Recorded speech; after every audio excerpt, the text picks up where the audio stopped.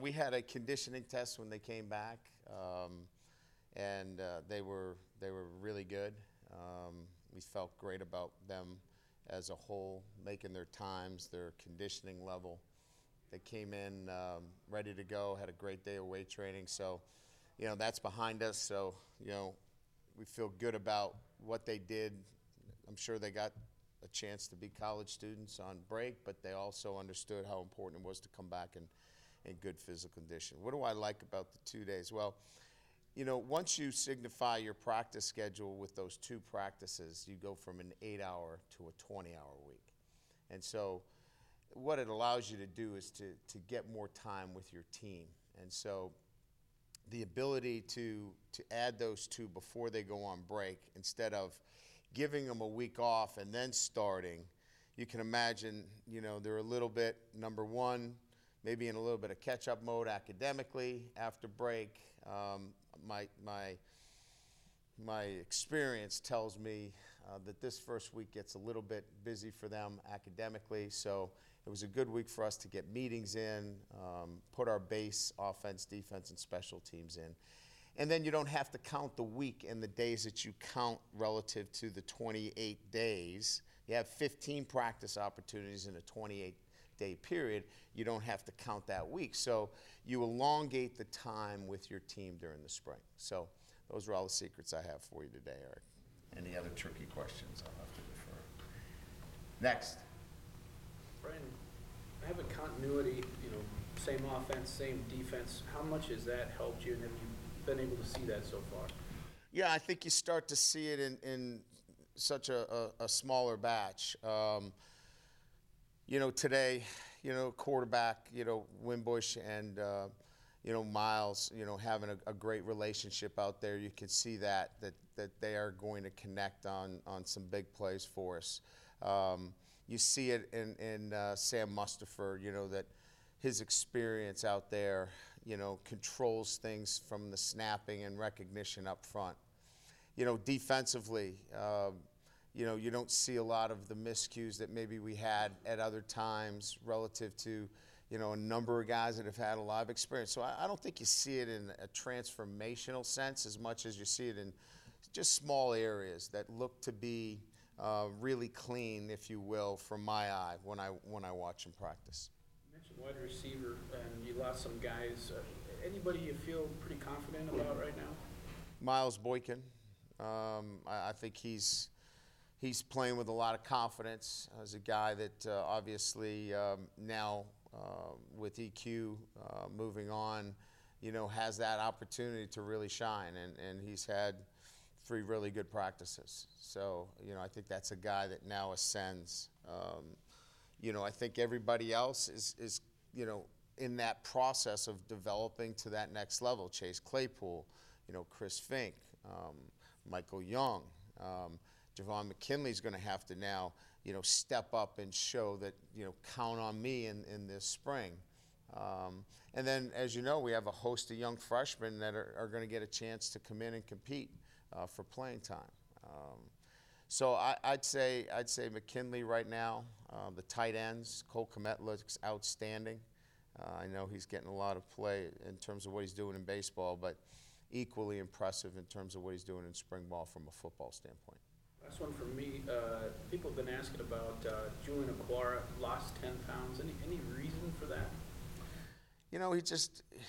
He understands that it's important, and he fluctuates. You might find him today, the difference between 10 pounds for these guys, these athletes, is maybe post-workout to a good weekend and a Monday weigh-in. And you're really seriously talking about 10 pounds here or there. So, yeah, it's a challenge for him.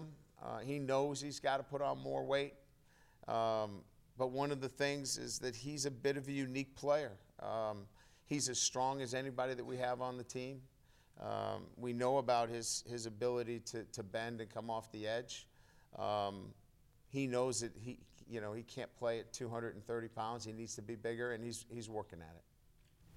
Brian, yes, you're in the process of trying to develop, I would imagine, coming out of spring, going into the fall. And you said there are some players that you're looking at several positions. Can you share some of those players? Yeah, Jafar Armstrong is playing wide receiver for us, and he's also playing some running back. You know, he's a guy that we're looking to see what he can do to help our offense. We mentioned Avery, obviously is playing quarterback, but we're giving him a look at, some things that we think that can utilize his skill set.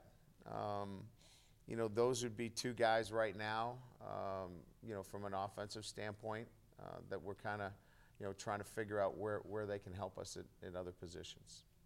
Following up on Cole, Yeah. I mean, he's really good for them, for the baseball team. Is there a chance like he would practice for you on Saturday and pitch for them on a Saturday? Is that, or do you try to? In terms of spring practice? Yeah. Yeah, I think, Cole is committed to football as number one and baseball as number two. And whatever he can do to help that baseball team and whatever he can do in terms of his schedule, he's going to make it work. If there's a chance to win a championship and it's going to help our baseball team and we've got one spring practice, I'm probably going to do whatever I can to help our baseball team win a championship. But, if they're playing a doubleheader and we've got a spring game, he's going to probably miss one of those games. So, and Mick and I have done a pretty good job. He'll slate him for the second game, in a doubleheader, or, he might slide him into a extra duty work on a Sunday. So we've been able to work out a pretty good schedule with him, and we'll continue to communicate as that moves forward. As a tight end, where's his skill set right now? I mean, can he play detached? He's smooth, catches the ball, big, physical. He's a really, really good player. Yeah. Four corners really contributed a lot last season, Love and the three other guys. What do you want to get from that group, and how does Dante Vaughn kind of get back in the mix? Yeah, so, we're really working on, the competition end of things is one thing, right? Add Houston Griffin to that mix as well, and we've got what we feel is really good depth and competition. We want to take our game to a new level, and that new level is we've got to be much more efficient on driving on some of the more intermediate and short routes and getting off the field in third down. We're probably a little bit over the top in terms of, staying in our pedal on some quick game things that didn't allow us to close. So the emphasis really for our corners is to really, tighten up on some of the quick game. And we've instituted a couple of new techniques that they're working on right now. So long answer to that would be, yeah, we know what we got. We know the competition level, but we're really trying to work on some things here technically to help that play evolve even to a higher level. I'm sure you would work on it much in the spring, but you kind of look at the nickel as a third starter. I know Sean Crawford had played that role for you last year. Does he get a chance to win the job opposite Julian and play nickel perhaps? Yeah, he does. And we had our nickel in today, and Houston Griffin's running inside there as well. And so, yeah, Sean needs the opportunity. We told him he would have the opportunity to work at the wide field corner too. What we've done this spring is we focus more on right and left instead of field and boundary, so we can give these guys much more of an opportunity to earn positions through this competition as well. Because if you just stick with boundary and field, you don't get the same opportunity to be in that top two. So we've done much more right and left. That requires you to be good at rolled up coverage into the boundary and driving on the ball to the field. And I think it's been good for us in the first 3 days. Ryan, speaking of corners, at the end of the year, Troy Pride played more and played a significant role at the end of the Citrus Bowl. What does he need to do to really get himself into mix and earn more playing time? I think tackling, physicality, those things, are important. And then knowledge of the game, so repetition. For example, at Stanford, he's playing outside leverage on a corner route when they throw a bang post, inside the 20-yard line. You never give up inside leverage inside the 20. So some of that stuff is just experience. And so another spring now, gives him more of an opportunity to gain the knowledge at that position, which you need to be smart and savvy. So I don't think there's anything relative to a skill piece that he's missing. I think it's experience, knowledge, film study, and then a little bit more strength to continue to build that within his tackling. How confident are you that, Tranquil's at Buck? I mean, you Pretty confident there. Yeah. I think the two inside backers with Tranquil and Coney, that's a solid two guys right there. You have to have confidence that you're going to find the answer at Rover outside of Tranquil. That's correct. And so right now that is a position that is, right now, we feel great about Asmar if you're lining up a tight end and he can stand over the top of a tight end. If you want to get in a detached game and four wides, we can nickel out as an option, or we can look at another rover that maybe has a little bit more of an ability to cover that number two receiver down the field. So we have some other options there.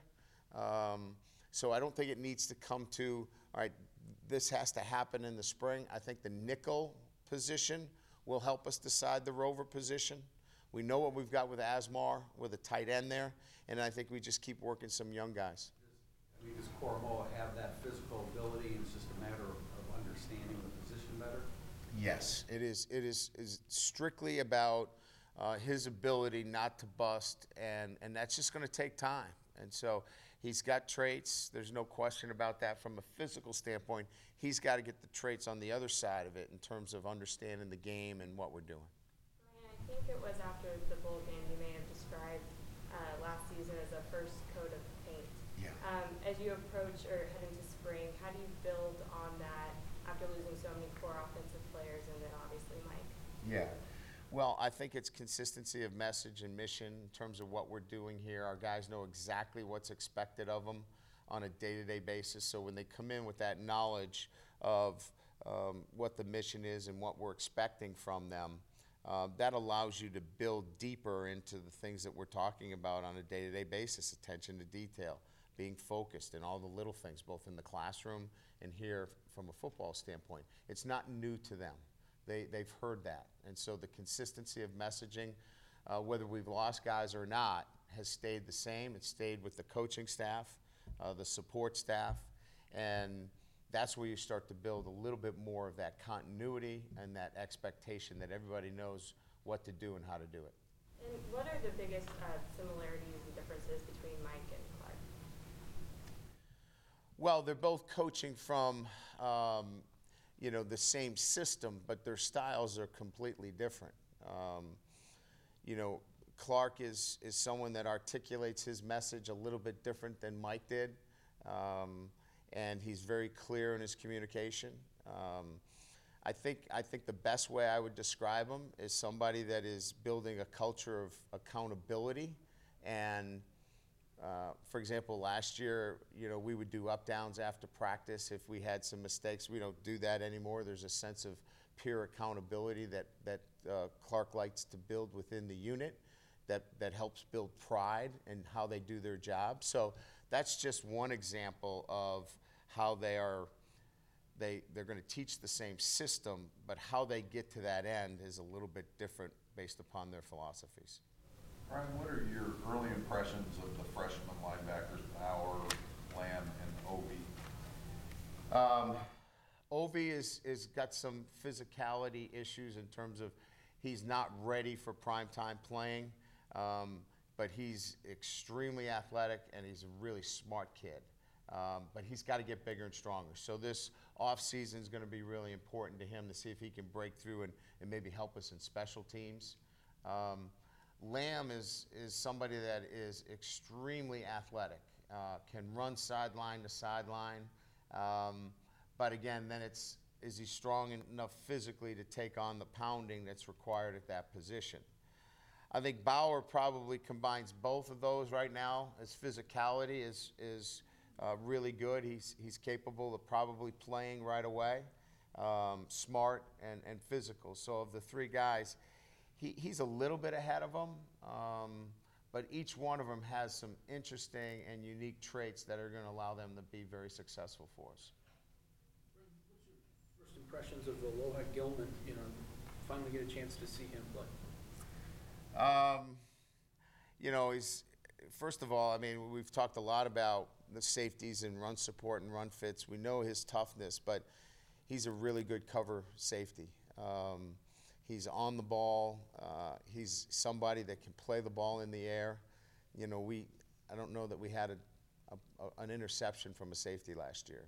He's a guy that will get his hands on the ball. So, that looks good to me, as the head coach looking at your safety play. It's been really, really solid from that perspective. Couple more. Curious about Julian Love. The year he had, do you notice him having more confidence, and where can he kind of ascend in this next season? Yeah, we're expecting him to elevate his play, and so part of it is through what he's doing in the off season and his conditioning and his weight training, and part of it is in our teaching. And we're going to be doing some things that I think are going to accentuate his ability to be a guy that can play press coverage. We want to play some press, and I think it's something that we haven't done much here, but I think that that's something that he brings to our football team. And when you can press some guys and have the physicality like he has, I think it elevates his game.